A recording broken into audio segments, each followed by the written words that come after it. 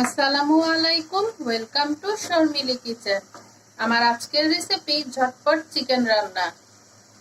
পাত্রে তেল গরম করে নিয়েছি, ব্রয়লার চিকেনে লবণ, হলুদের গুঁড়া, মরিচের গুঁড়া মেখে নিয়েছি। এখন এগুলা হালকা করে ভেজে নেব।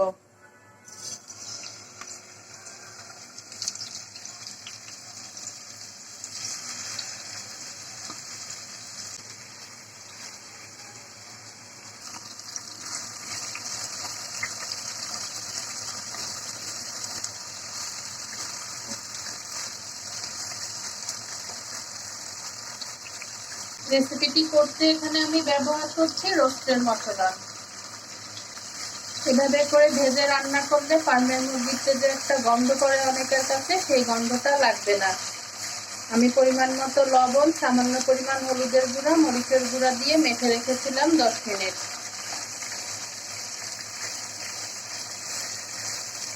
এখানে আমি নিয়ে নিয়েছি পরিমাণ মতো লবণ, যেহেতু আমি লবণ মেখে রেখেছি মুরগিতে।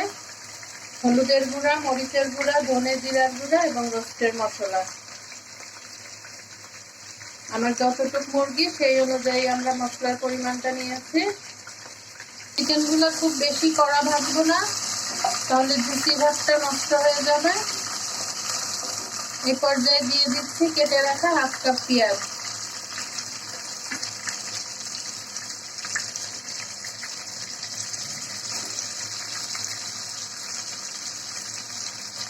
এখন পেঁয়াজটাও মুরগির সঙ্গে একটু ভাজা ভাজা করে নিচ্ছি।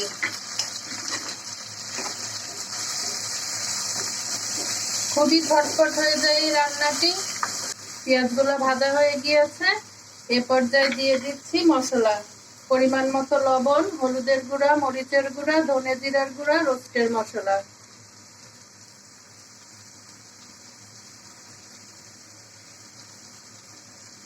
দিয়ে দিচ্ছি সামান্য একটু পানি, মশলাটা যাতে না পুড়ে যায়।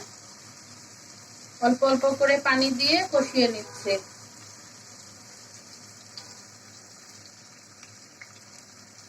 যেহেতু আমি রোস্টের মশলা ব্যবহার করেছি, সেজন্য আমি তেজপাতা, গরম মশলা জাতীয় কোনো কিছু দিচ্ছি না।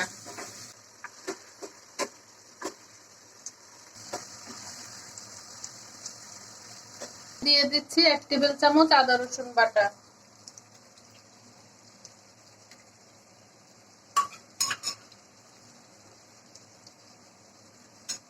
এবং একটি ফ্রোজেন টমেটো।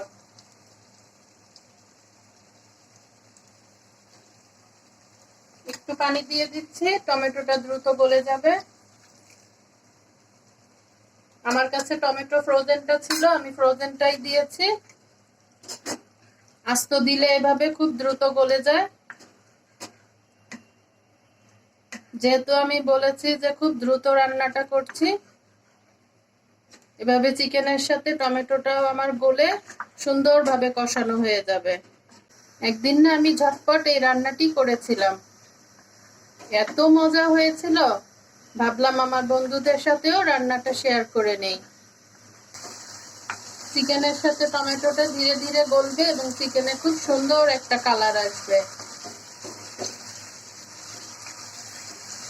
কেউ চাইলে ফ্রেশ টমেটো দিয়েও করতে পারেন, আমার কাছে ফ্রোজেনটা ছিল তাই আমি ফ্রোজেনটাই দিয়েছি।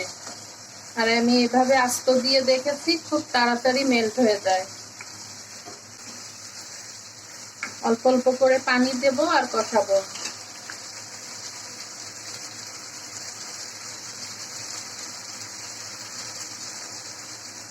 খুব ভালোভাবে কষানো হয়ে গিয়েছে। দিয়ে দিলাম পরিমাণ মতো পানি। চিকেন, টমেটো সব সুন্দরভাবে গলে গিয়ে রান্নাটা পুরোপুরি ভাবে হয়ে যাবে।